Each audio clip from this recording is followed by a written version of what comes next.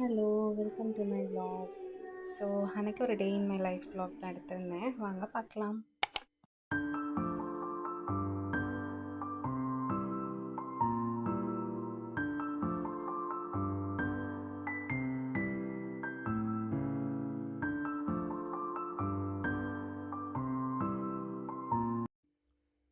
இன்றைக்கி என் ஃப்ரெண்டு ஊர்லேருந்து வரேன்னு சொல்லியிருந்தா. அவளை பிக்கப் பண்ணுறதுக்காக நான் ரெடியாகி கிளம்பிட்டேன். இன்றைக்கி அவளுக்கு என்னென்ன செஞ்சு கொடுத்தேன் அதெல்லாம் அந்த vlogல பார்க்கலாம்.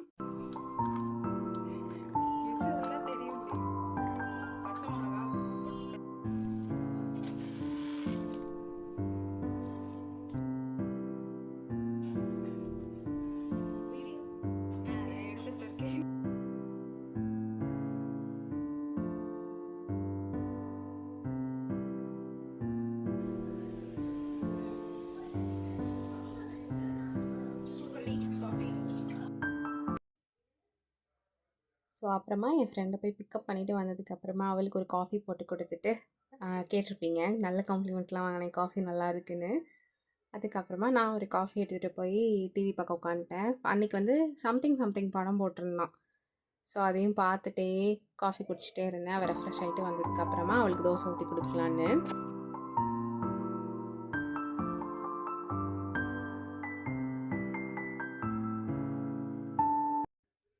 ஸோ அவள் ரெஃப்ரெஷ் ஆகிட்டு வந்ததுக்கப்புறம் 2 பேரும் தோசை ஊற்றிட்டே உட்காந்து பேசிகிட்டே இருந்தோம். அதுக்கப்புறமா நாங்கள் டிவி பார்த்துட்டே சாப்பிட ஆரம்பித்தோம். சம்திங் பார்த்துக்கிட்டே.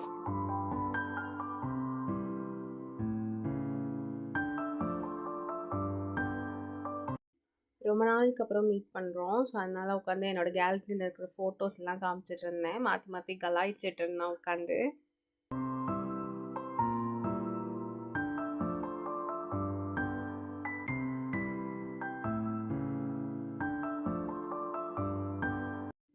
ஸோ பிரேக்ஃபாஸ்ட்லாம் முடிச்சதுக்கப்புறம் கொஞ்சம் நேரம் உட்காந்து பேசிகிட்டு இருந்தோம். அதுக்கப்புறமா லன்ச் செய்ய ஆரம்பிச்சிட்டேன். ஆக்சுவலி ஆரம்பிச்சிட்டோம். பாவம் எனக்காக உட்காந்து கண்ணீர்லாம் சிந்தி அவன் எனக்காக ஆனியன் அதுக்கப்புறம் பொட்டேட்டோலாம் கட் பண்ணி கொடுத்துட்டு இருந்தா.